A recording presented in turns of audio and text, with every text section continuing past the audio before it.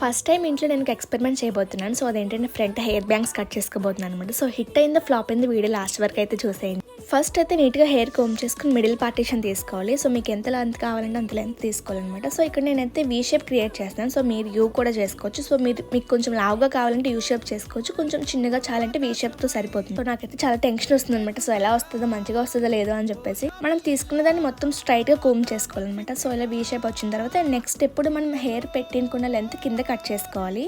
పై cut చేస్తే ఏంటంటే hair ఇంకా మనకి కర్లీ అవుతుంది కాబట్టి పైకి వెళ్ళిపోతాయి బ్యాంగ్స్. అండ్ కట్ చేసిన తర్వాత అండ్ కింద కూడా కొంచెం ఇలా కట్ చేస్తే మనకి షేప్ అనేది బౌన్సీ బాగా వస్తుంది. మీరు ఎప్పుడైనా ఇలాంటి ఎక్స్పెరిమెంట్స్ చేశారు ఇంట్లో? సో చేస్తే కింద కామెంట్ సెక్షన్లో నాతో షేర్ చేసుకోండి. నాకైతే ఫైనల్ అవుట్పుట్ చాలా బాగా వచ్చింది అనమాట. సో చేసినందుకు వర్త్ అనిపించింది. అండ్ మీకు ఎలా అనిపించింది కూడా కింద కామెంట్ సెక్షన్లో నాతో షేర్ చేసుకోండి. సో చూసారు కదా, చాలా బాగా అయితే వచ్చింది అనమాట. సో మీరు ఖచ్చితంగా ట్రై చేయండి ఎవరికైనా కావాలండి. వీడియో నచ్చితే లైక్ చేయండి. ఇంకా ఇలాంటి మంచి మంచి వీడియోస్ కోసం ప్లీజ్ టు సబ్స్క్రైబ్. ఓకే మరి bye bye, see you next vlog.